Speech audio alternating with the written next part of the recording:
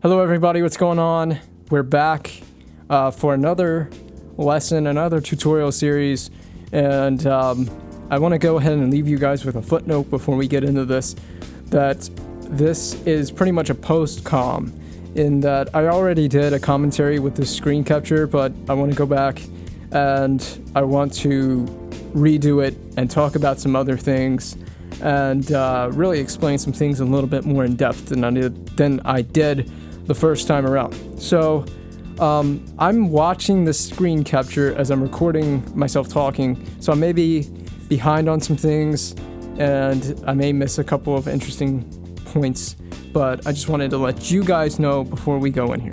So anyway, let's start going over the sound.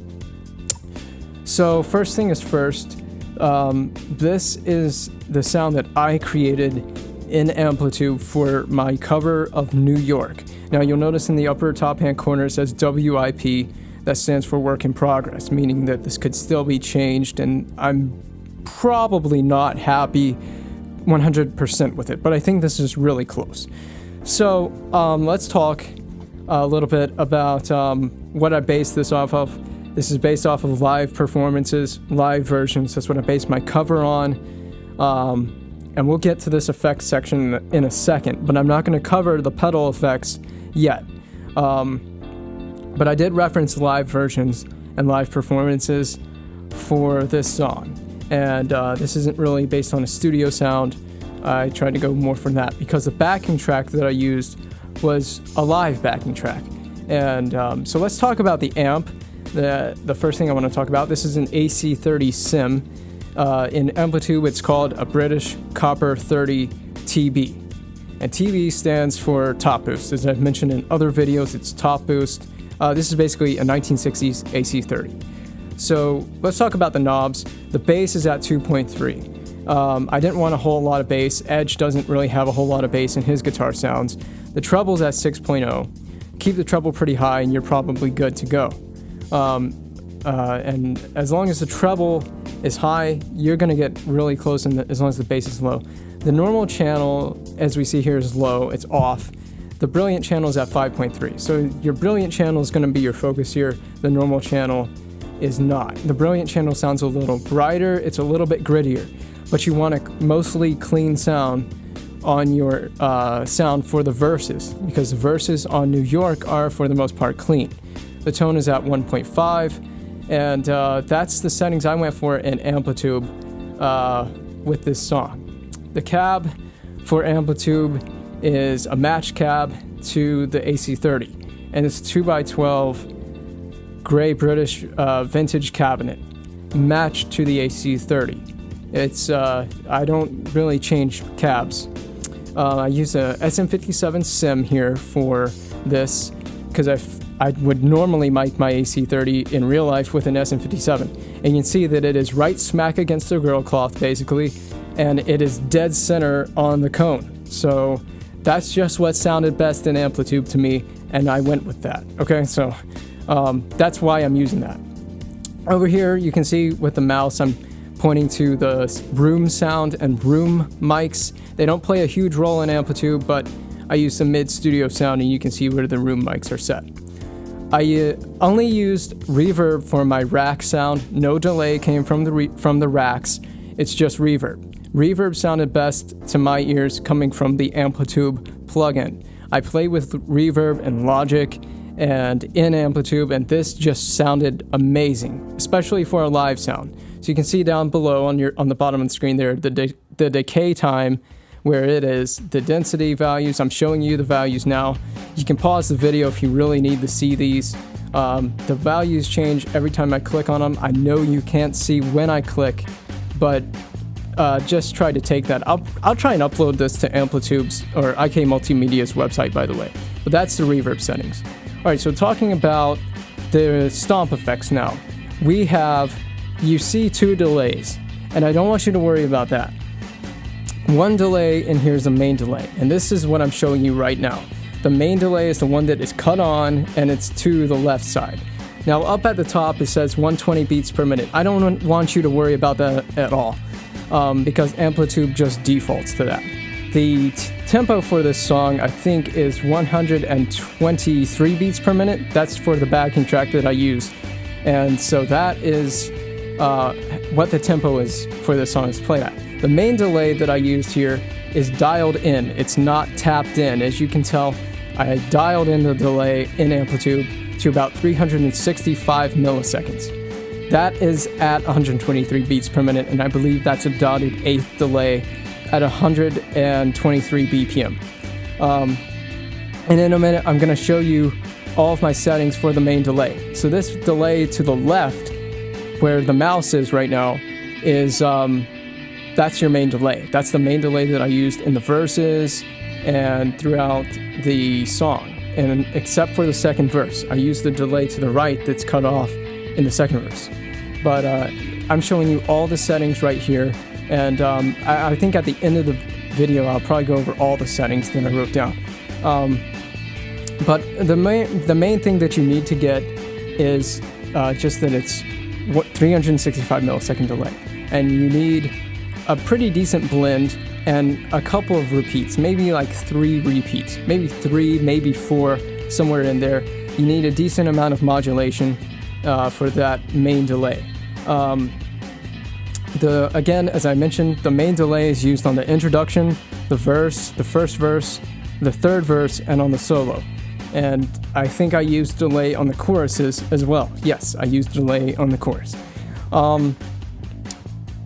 Anything else I should go over while we're showing you the delay here? We're just going to jump over to the drive now. So the drive, it's called a Pro Drive in Amplitube. Now the drive is based on the Proco Rat. I don't know if any of you have heard of it, but it's a popular distortion pedal. You can Google it if you need to. And I'm about to click on the buttons and show you the settings for the Pro Drive. See there, it's 8.28 for the distortion value. And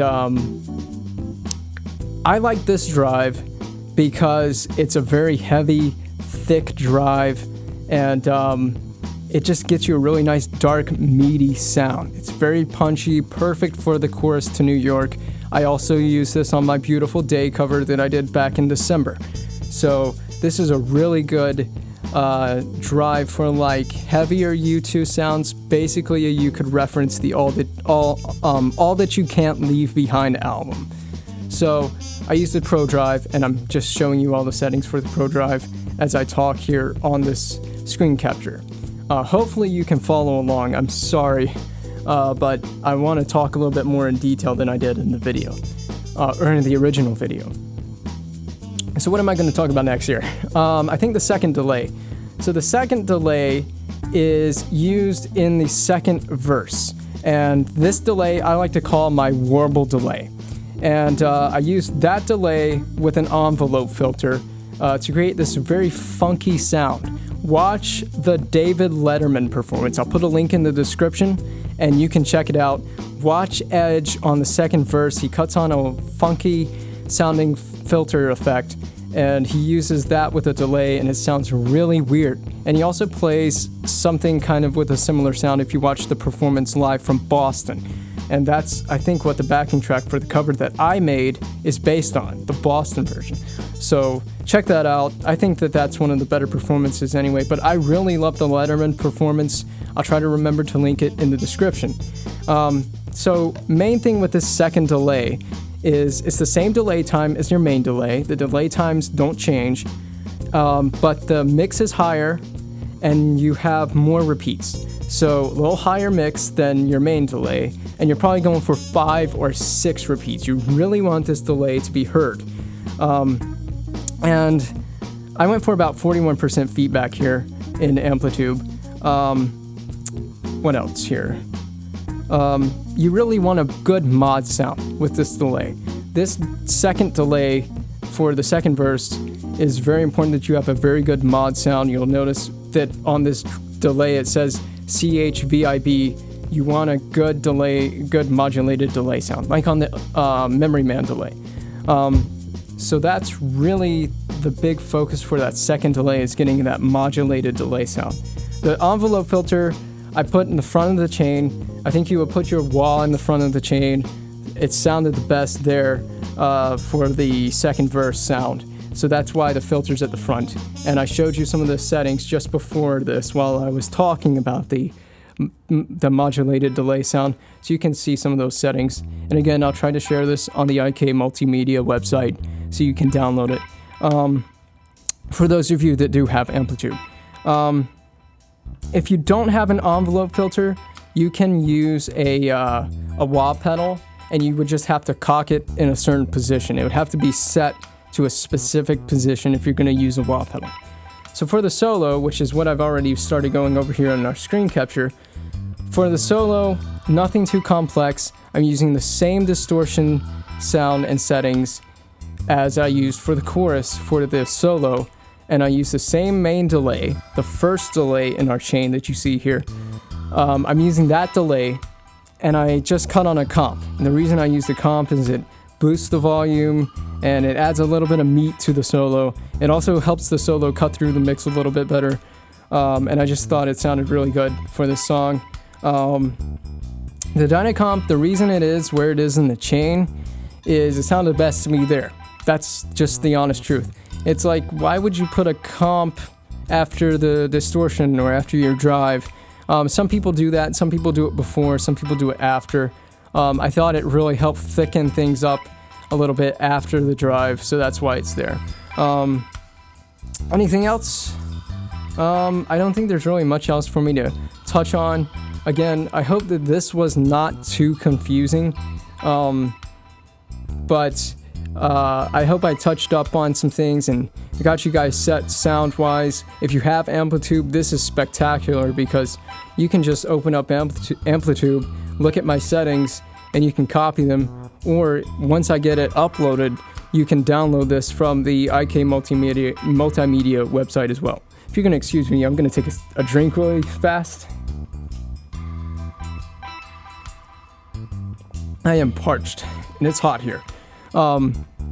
But I think that this is a really relatively simple song. I just hope that I can get you guys squared away with sound settings. Again, ask questions if you need to. I'm here to help you guys out. If you need any help with delay or drive or whatever, I can try my best to answer you in a comment. I can even go a little bit further in detail in a video. I may even try, and I really wanted to do this with a different tutorial that I did. I think it was the In God's Country tutorial that we just finished up. But I wanted to take my actual effects, create a setting with my actual effects, and try to show you guys who don't have Amplitube or who are using real hands-on effects how you can get a similar sound. So hopefully I can do that with New York. But I love the sound that I got with Amplitube, and I think somebody even commented on the cover that this was pretty accurate sounding and sounded pretty close.